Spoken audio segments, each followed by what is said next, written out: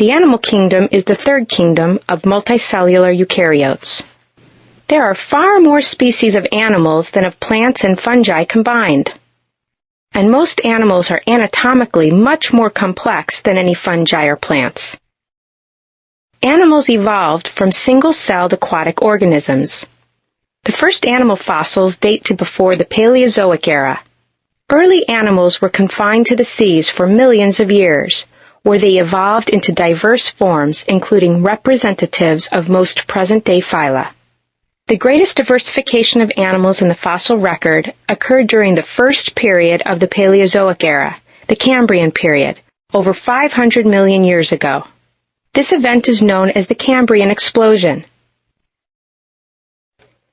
How do we know whether an organism is an animal and not a plant or a fungus? Animals, like fungi, are heterotrophic. But while fungi absorb their food through the surface of their bodies, most animals ingest their food. Once inside the animal's body, the food is digested and the nutrients are absorbed. Most animals are diploid organisms that can reproduce sexually via haploid gametes.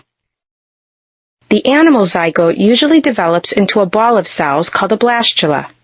The blastula then develops two layers of cells, usually by folding inward to form a gastrula.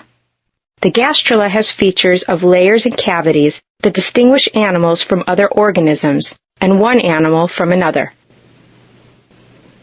Many animals develop gradually through forms resembling an adult. But many others alter their morphology and lifestyle as they develop. Consider the transformation or metamorphosis of a caterpillar into a butterfly. More than any other organisms, animals have a large variety of cells with specialized functions. Unlike the cells of plants and fungi, animal cells have no external walls. Instead, animal cells are supported and connected by a matrix of special proteins that the cells secrete for this purpose. Animal cells of a given type usually associate tightly to form tissues. Two particularly important types of tissues in animals are nerve tissue, used for sensing and for processing sensory information, and muscle tissue, used for movement.